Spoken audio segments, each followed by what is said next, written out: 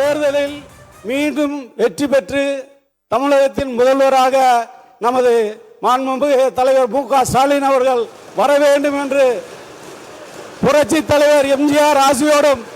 புரட்சி தலைவி அம்மா ஆசியோடும் மீண்டும் மீண்டும் வர வேண்டும் என்று இந்த நேரத்தில் நான் அவர்களை வாழ்த்தி எங்கள் அண்ணன் ஓபிஎஸ் அவர்களின் வாழ்த்துக்களோடு நான் நன்றி கூறி வருகின்ற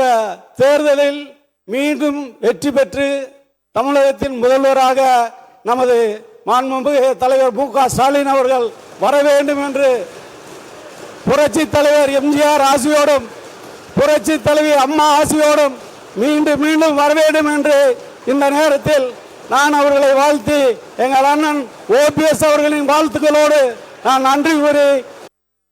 வருகின்ற தேர்தலில் மீண்டும் வெற்றி பெற்று தமிழகத்தின் முதல்வராக நமது மாண்புமிகு தலைவர் மு க ஸ்டாலின் அவர்கள் வர வேண்டும் என்று புரட்சி தலைவர் எம்ஜிஆர் ஆசியோடும் புரட்சி தலைவி அம்மா ஆசியோடும் மீண்டும் மீண்டும் வர வேண்டும் என்று இந்த நேரத்தில் நான் அவர்களை வாழ்த்தி எங்கள் அண்ணன் ஓபிஎஸ் அவர்களின் வாழ்த்துக்களோடு நான் நன்றி கூறி வருகின்ற தேர்தலில் மீண்டும் வெற்றி பெற்று தமிழகத்தின் முதல்வராக நமது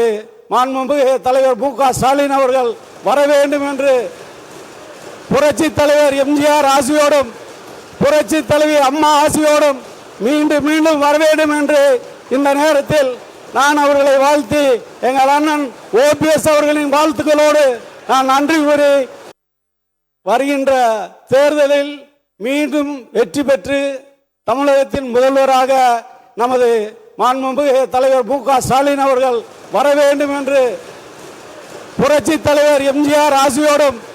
புரட்சி தலைவி அம்மா ஆசியோடும் மீண்டும் மீண்டும் வர வேண்டும் என்று இந்த நேரத்தில் நான் அவர்களை வாழ்த்தி எங்கள் அண்ணன் ஓபிஎஸ் அவர்களின் வாழ்த்துக்களோடு நான் நன்றி கூறி வருகின்ற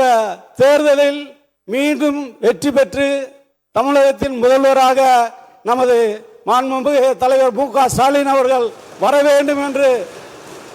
புரட்சி தலைவர் எம்ஜிஆர் ஆசியோடும்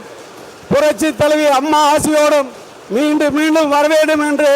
இந்த நேரத்தில் நான் அவர்களை வாழ்த்தி எங்கள் அண்ணன் ஓபிஎஸ் அவர்களின் வாழ்த்துக்களோடு நான் நன்றி கூறி